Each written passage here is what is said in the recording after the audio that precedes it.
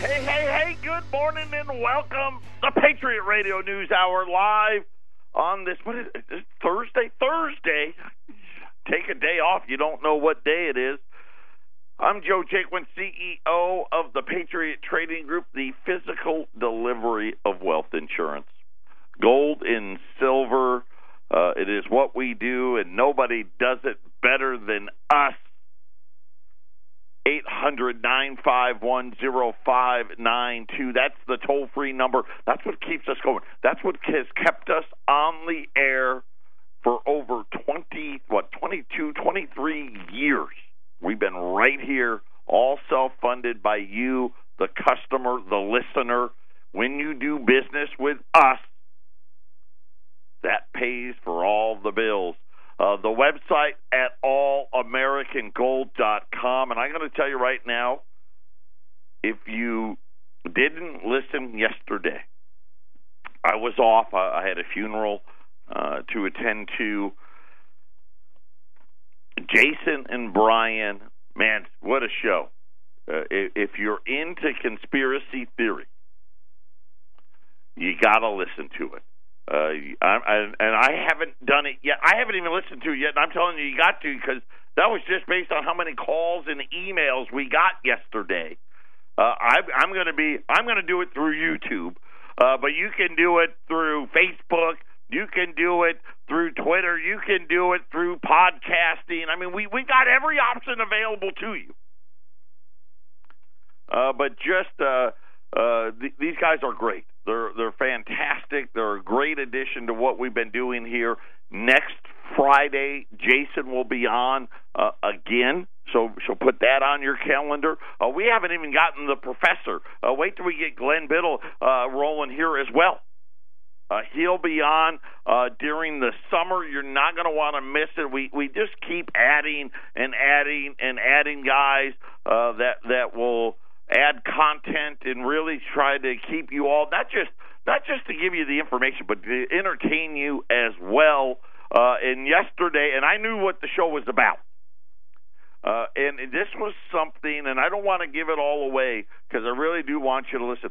This was something I did not know about, at least not in the details that Jason and Brian laid out for you yesterday, having to do with, I mean, really, you go back to the Creature from Jekyll Island and the secret meetings, and you go back to J.P. Morgan and the Rothschilds and the Titanic, and how that played a huge role in how we got to this, well, I'll just call it what I think it is, a crony central bank, and why we need to get rid of it. So make sure to take a listen to yesterday's podcast, however you want to do it. It's really good stuff, and it's if nothing else, and you know what? I actually talked to a couple of different people. Some of them are like, that's it. That's exactly what we're talking about. Others are like, hey, I don't know that I agree with how, with the where they ended up with the assumptions that were made, but it was everybody. It was entertaining. So make sure you give a listen to yesterday's podcast. And just so you know, Jason and Brian do our Colorado show as well, Monday through Thursday. They do that second hour up there. But you're going to see us as we get a little further down the road here. And I've been telling you, changes are coming.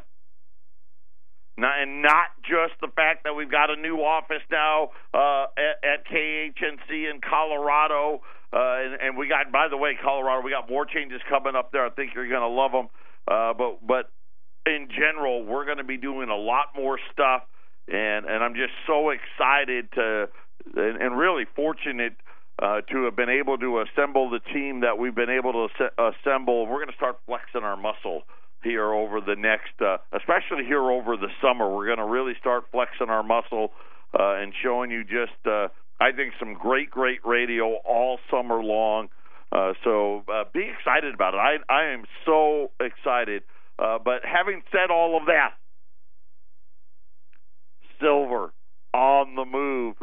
those of you that took advantage, we've been telling you it's coming. It's coming. Gold's coming with it. We've got a central bank meeting here on Tuesday and Wednesday. But like I said, I think the bottom is already in. It's one of those where, we talk about it all the time. A couple of weeks before, a couple of weeks after. This time around, it just happened to be on the early side of things. Then we'll wait to see what they have to say. But a huge piece of information was out yesterday. We're going to break it all down. Where are we headed financially? I'm going to give you an update. I know, listen, we want to pretend it's not happening. It's okay. You can. We can. Right? We like being excited. Hey, the economy and the jobs and this and that, even though people are really trying, having to do 2, 3, and 4 jobs to make it all work. But at what cost? Today, we're going to take a look, a really good one, at what we're really facing and how quickly things are changing, having to do with the 2 most important things the majority of Americans need to survive. We're talking about Social Security, and we're talking about Medicare, Medicaid, and really Medicare. We got updates yesterday on both of these programs by the government. We're going to break it all down for you. Big changes in the timeline. Of course, I've already told you what the timeline's going to be. Unfortunately, I was too optimistic. We've got that coming next. 800-951-0592. Gold's up $1 or $2 here. Well, $1, $12.98.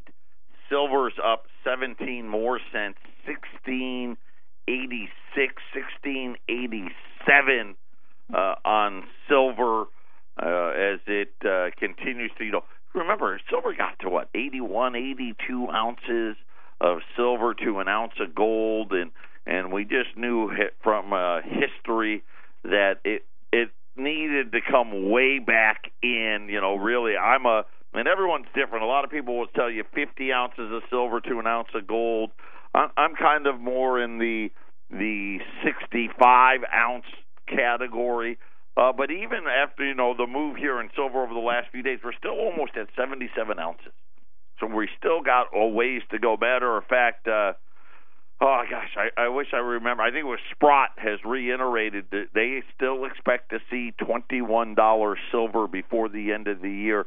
And again, I'm telling you, the second half of this year is going to be very, very interesting. We had another central bank calling out the U.S. Federal Reserve today. On Tuesday, I told you about how India came out and said, hey, Federal Reserve, what are you doing? Today, Indonesia did the same thing. Lots of stuff is happening. I know that if you only look at Wall Street, you're going to be misled. You just are, because there's so many big financial things that are happening that they're trying to pretend won't affect us, but it will. But the biggest announcement, forget about everything else. I don't know about GDP. I don't know where it's going to be. I do know this. I kind of do. Here's what I know for sure. It's not going to be 4 or 5%. Not even close. Can we get a couple of quarters of 3? I'm hopeful. I really am. I'm hoping that maybe the second and third quarters we can do okay. But at what cost? The debts are skyrocketing, and they're trying to pretend that they're not. They don't want to talk about the national. Nobody wants to talk about the national debt. Nobody wants to talk about Social Security and Medicare. But fortunately for us, the Social Security Trust Fund has to give us an update every year. Hey, how we doing? And here's the biggest problem. So I want to explain 2 things to you. So they give you a projection as to when the trust funds are going to be insolvent.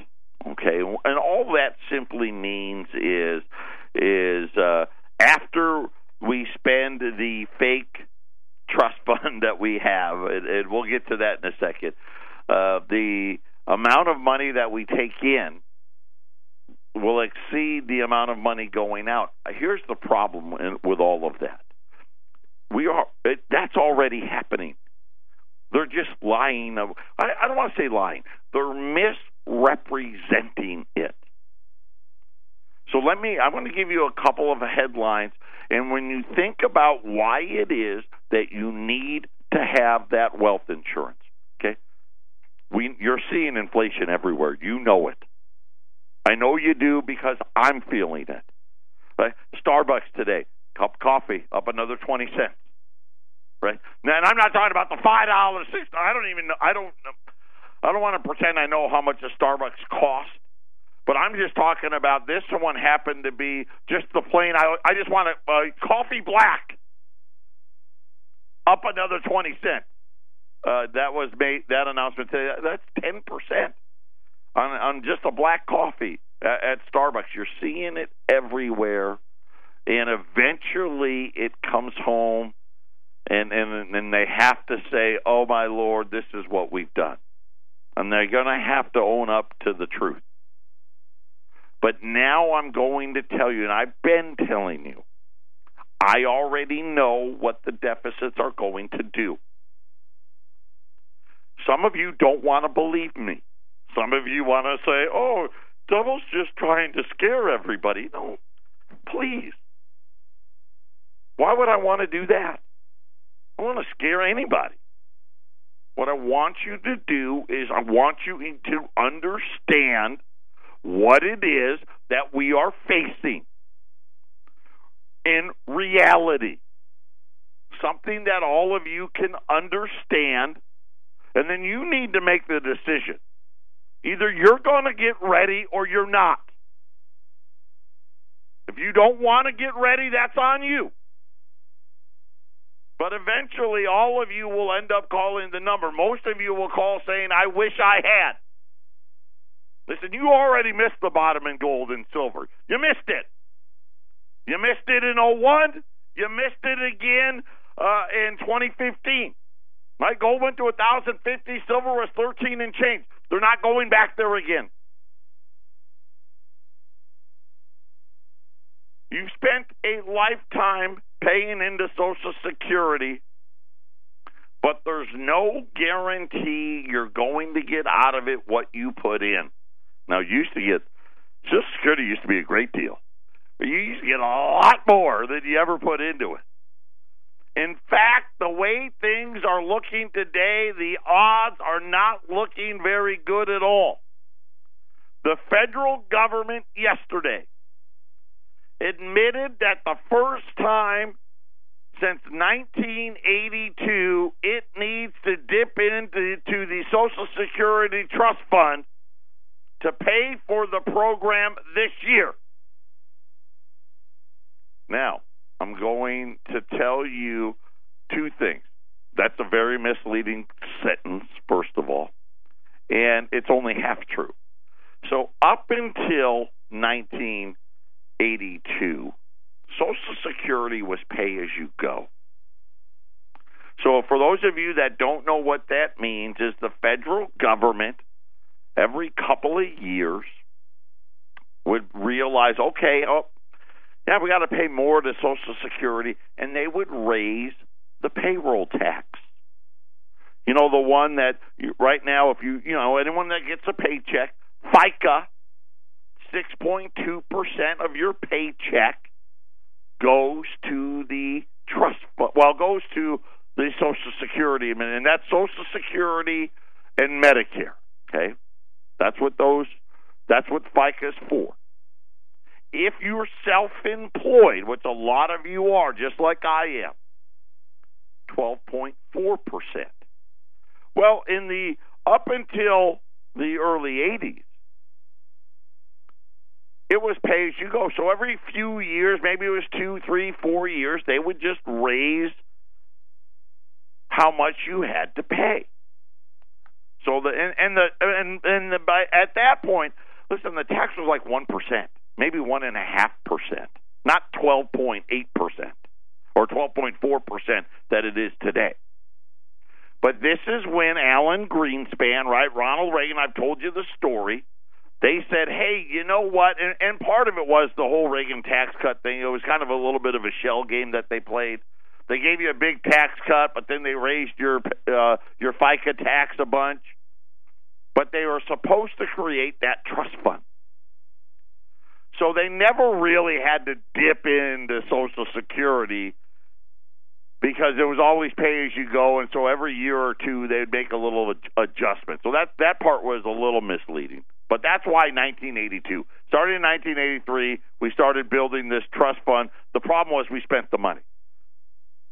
And then they said that they're only going to have to dip into it this year. That's not true either. And really, it's a misrepresentation. If the trust fund had actually been there, then that statement would have been true. But they spent the money, right? They replaced it with an IOU, and they pretend that they do it. Social Security today is already spending more than it takes in, period. But then they say, but you had this trust fund that was like almost $3 trillion, and you had interest, and so they're pretending that it's not quite broke yet, even though it is, but it's okay. This year, for the first time, despite the greatest economy on the face of the earth, if you want to believe some of the people out there, we're not collecting enough, even after the interest payment. So this is actually ahead of schedule. Do you know how many years ahead of schedule? So think about last year. They came out and said that this was not going to happen until 2021. It's now going to happen 3 years earlier. The problem is that they have these projections, and they are over-projecting how good the economy is going to be. And I'm going to tell you, they're still doing it. So this year will mark the first time that we start eating into that trust fund that really doesn't exist anyway. It doesn't matter whether it existed or not, because the government just goes into more debt for it. But there's a bigger problem. Medicare. According to the latest number out of the Social Security Department, Medicare will now be completely insolvent much sooner than they had projected just a year ago. They now say the Medicare part of the trust fund will be insolvent in 2026. Now, I know. I've been telling you Social Security is going to, right? And I don't know whether it's, and I've been saying, I think 2025 is the number. But the Medicare part now has gotten to 2026. They've left, here's what's funny. So the trust fund and whatnot, the payouts, we're going to start eating into the trust fund this year, 3 years ahead of schedule. But they're still saying Social Security won't be broke until 2034. And I'm telling you right now, that's not accurate.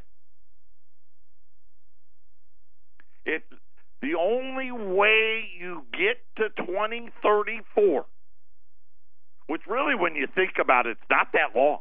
But that's only 16 years. That's it. I mean, I'm 47. I'll only be 63. I won't even be eligible to get Social Security yet in 2034. Well, I guess I could do early if they still, I don't even know if they would allow early, if early's still 62 then or not. But that's misleading. It's all,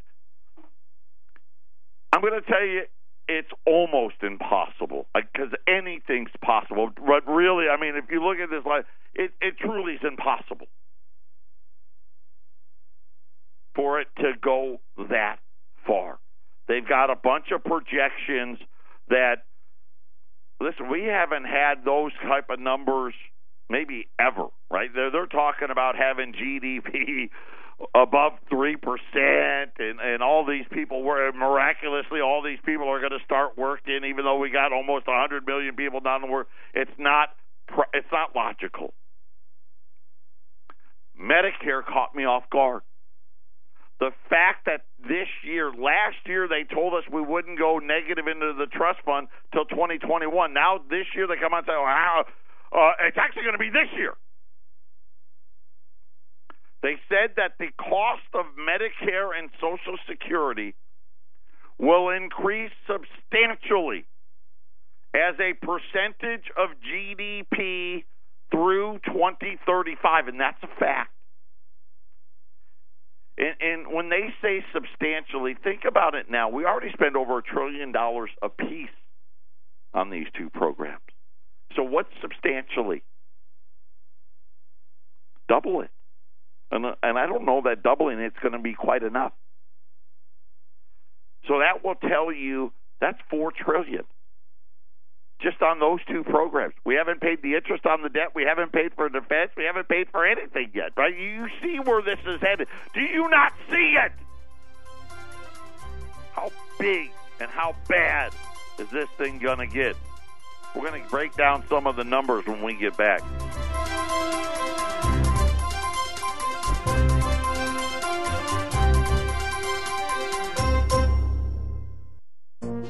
This is the Phyllis Schlafly Report from Phyllis Schlafly Eagles. Mrs. Schlafly was a courageous and articulate voice for traditional values and common sense for more than 70 years. Now, continuing that legacy, the president of Phyllis Schlafly Eagles, Ed Martin. The most powerful position in the world has apparently become one of the weakest, with the spectacle of the office, home, and even hotel room of President Donald Trump's own attorney being ransacked without warning. The shocking government seizure of attorney Michael Cohen's files, including attorney-client communications, happened because Robert Mueller's runaway investigation wants some dirt on Donald Trump. Republicans in Congress stood silently by while this unfolded, with some even wanting to support it, with special new legislation to protect Mueller's wrecking crew. Fortunately, there is one person to whom Trump can turn to put the GOP back on the right path.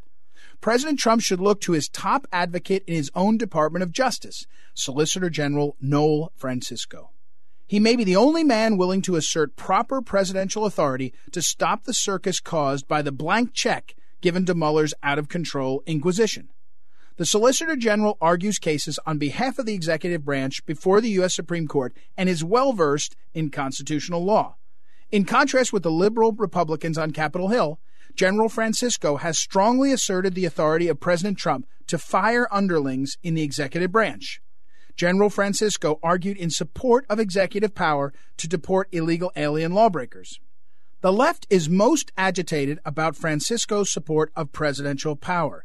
In the case of Lucia v. SEC, Francisco quotes Supreme Court precedent to argue that, quote, the Constitution gives the president what the framers saw as the traditional means of ensuring accountability, the power to oversee executive officers through removal, end quote.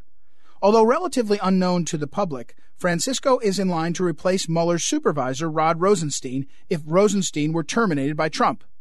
All agree that Trump has the authority to fire Rosenstein, and reports have even circulated that Rosenstein would not be surprised by it. Francisco could step into Rosenstein's shoes, and then Francisco could fire Mueller. The tyranny of the witch hunt against Trump and his supporters would finally be over.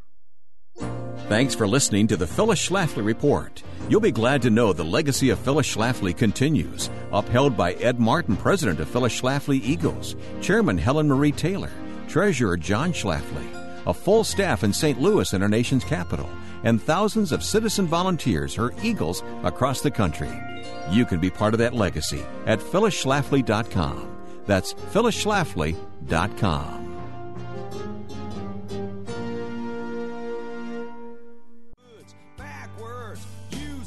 Welcome back, Patriot Radio News Hour. Our toll-free number, 800-951-0592. You know, when we talk about, okay, what are we really preparing for?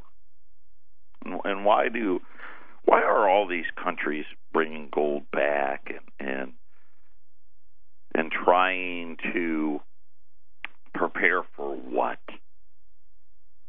So one of the things, and we all know this, right? To the victor go the spoils, right? We won World War II. We did. Right? We were the winners. And we formed this agreement called Bretton Woods. And most people, when you learn about it in history class, right, you don't really, and of course, and I don't remember exactly when I was learning about Bretton Woods, but you don't really understand the importance of it.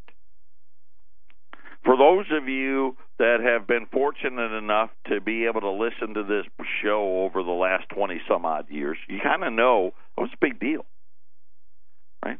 That set the tone for everybody has to buy dollars. That's really what it meant. If you want to conduct global trade, it had to be done in dollars. That was the spoils that we got. Today, as we need the world to buy more dollars than ever, Bretton Woods is gone. More and more countries don't like the ramifications of having to buy so many dollars. The biggest reason for it, you heard the Indian Central Bank talk about the size of the debt, creating an illusion that people want to buy trillions and trillions of dollars when they really don't.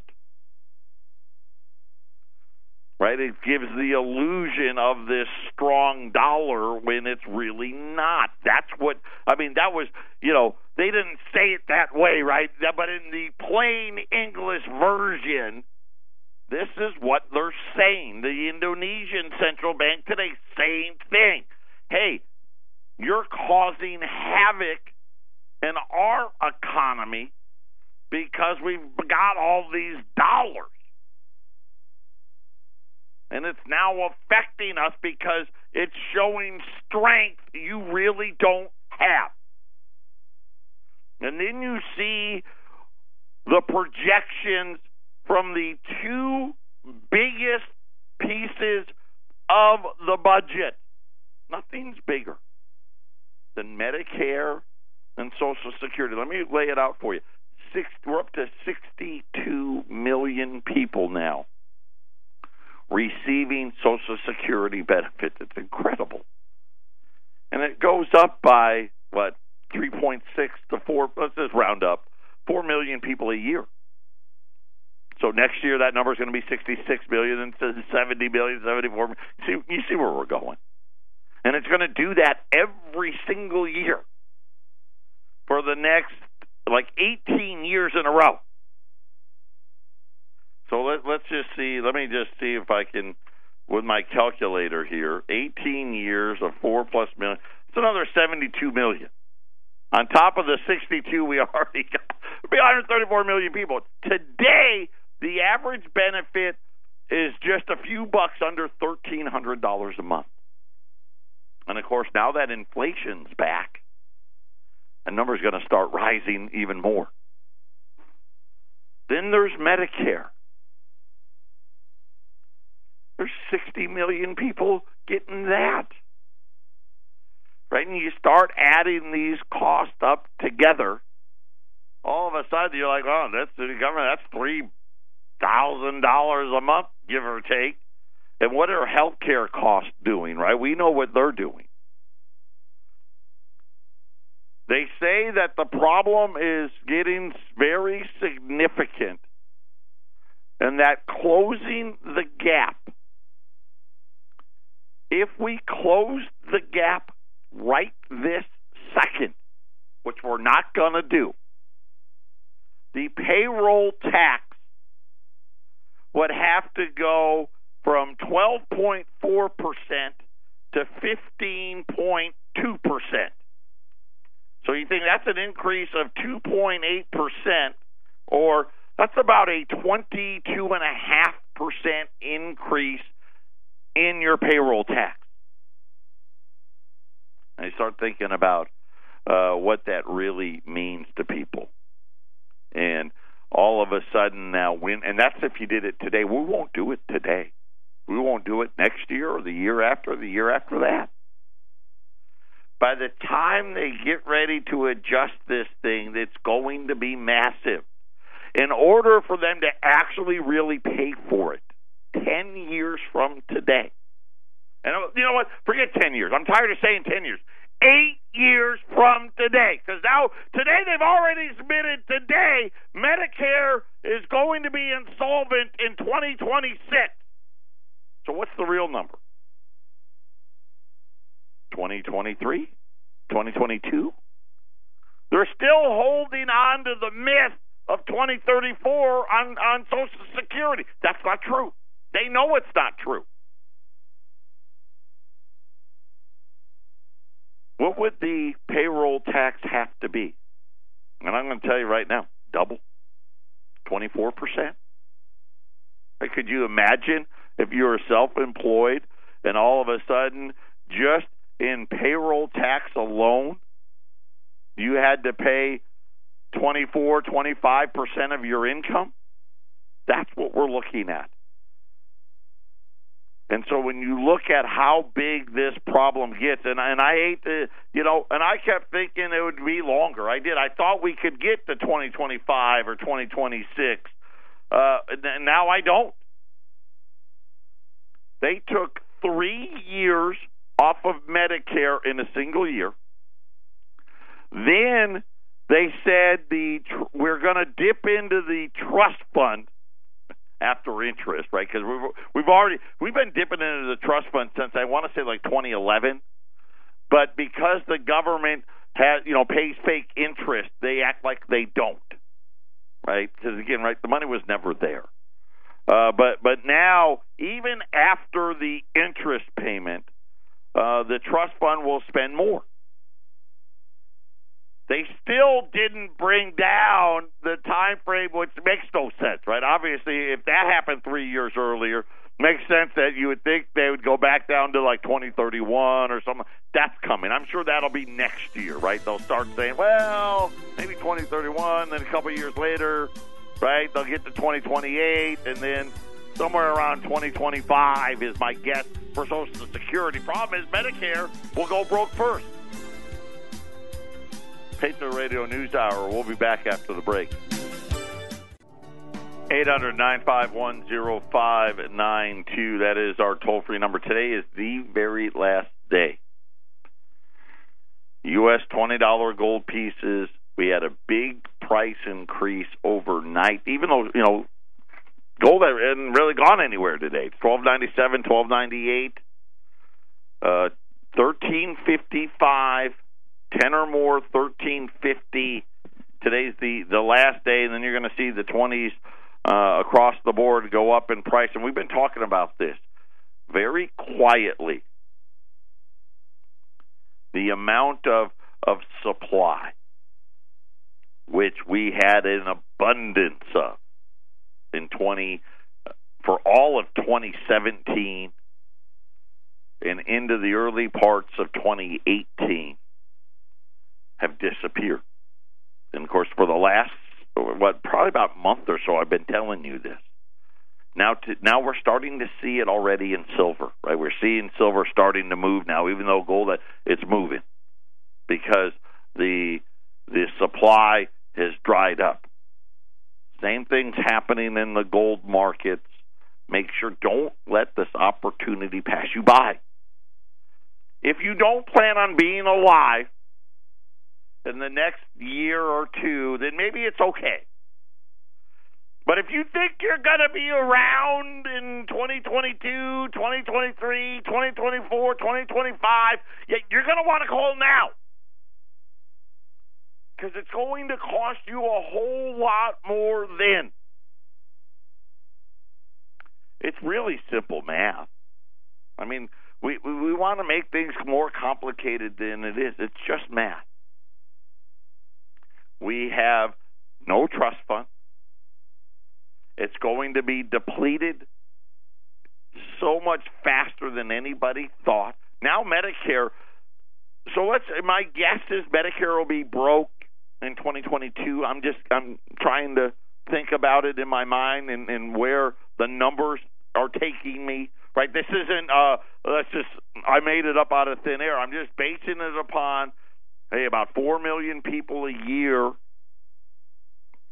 added to Medicare based on what the projected costs are and what we're looking at and what the real numbers are. It looks like 2022. My guess is that what they're going to end up doing is the same thing they did with Social Security disability. Most people forget the disability part of Social Security went insolvent years ago. 3 or 4 years ago, I believe, if my memory serves me correct. And what they did is they just adjusted, that 12.4% payroll tax. X percent goes to Social Security, X percent goes to Medicare, X percent goes to Social Security disability. Well, they just gave the disability a little bigger piece of it to make it not be insolvent anymore. Of course, that sped up the timeline for the other two programs to go broke. My guess is they're going to do the same thing with Medicare. We'll just give Social Security a little less so we don't have to deal with it right this second. And, of course, that's going to Again, drastically speed up the timeline for all of them. Either way, 8 years. That's the best. I think that's the best case scenario. I don't know that that'll happen. You throw a recession in, and it's much sooner. I mean, it's just math. That's all it is. It's not scary. It's not overwhelming. It's actually very easy to understand. How big will the deficits get? I don't know. But if you really want to think about cuts and benefits, let's just give it 8 years. Okay? And let's just say, I know it's crazy to assume it, but let's just say they give you a cost of living adjustment over the next 8 years of, say, 10%. Okay? That's far less than 2% a year, which, they should be giving way more than that, but that's, 1-point-something% a year. Okay? That means, you're going to be getting somewhere around $1,400, let's round up, $1,450 a month on Social Security. And at least that same amount of money, right? And Medicare is actually probably a little more. But let's just say somewhere around $3,000 a month, and then the government says, hey, you know what? We can't give you that much. We can only give you $2,250. Right? Think about that, a devastating effect that it would have. And so I don't think that's the likely outcome. I think the likely outcome is let's just keep running up the debt, right? And let's just have full-blown stagflation everywhere. I don't see how it can work any other way. And now you're starting to understand why all of a sudden, and I'll tell you this is 15 or 16 years I've been doing this. Never seen other central banks openly attack the Federal Reserve like we've seen over the last few days. On the same day, the governor of the Malaysian Central Bank quit just days after Indian Central Bank Reserve Governor took an unprecedented step of writing an op-ed to the Federal Reserve, right? We talked about that. Begging the United States to stop tightening monetary conditions and the shrinking of its balance sheet, creating what they call a global dollar shortage. That's really not the right term. Right? It creates an illusion that the dollar is really stronger than what it is. They're now being joined by another central bank, this time the Indonesian central bank. I'll tell you what he said when we return. This is, let me get it right here. I'm sorry. Malaysia's, no, I'm sorry. I was wrong again. Indonesian central bank president. So the Malaysian central bank president quits, says, can't deal with these guys. The Indian central bank comes out and tells the Federal Reserve, listen, stop reducing your balance sheet. Your government is issuing so much debt that you're creating this falsehood in the market, and it's crushing us. The Malaysian central bank, the Indonesian central, I'll get it right. I know it's hard, right? There are so many of them. The Indonesian central bank president said that while the dollar is king at this moment, it may lose that status. Here's what really got my attention. Next year.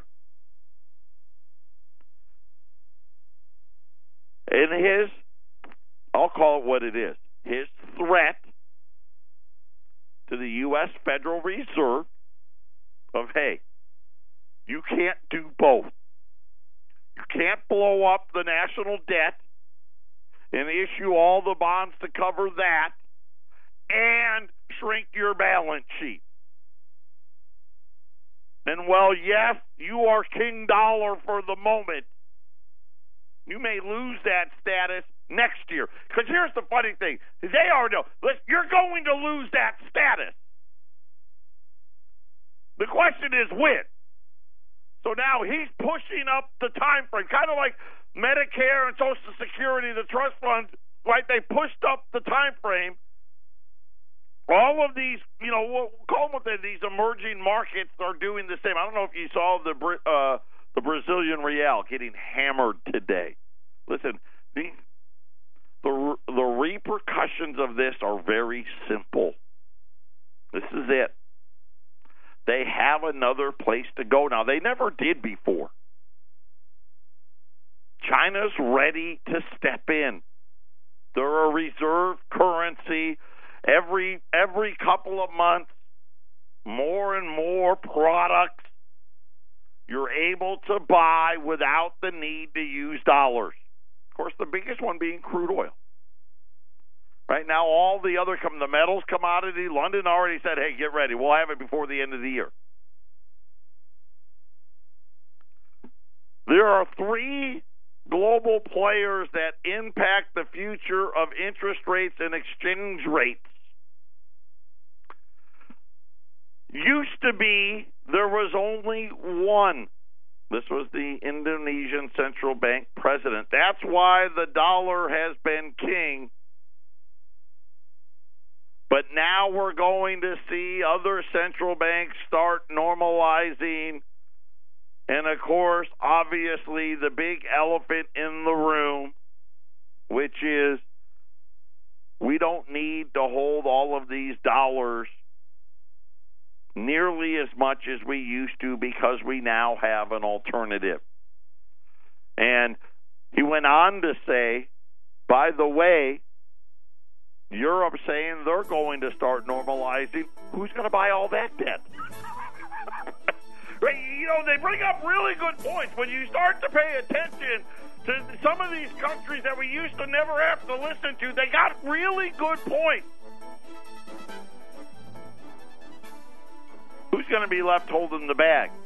I can tell you right now, you better hedge yourself against our dollar just to be safe. 800-951-0592.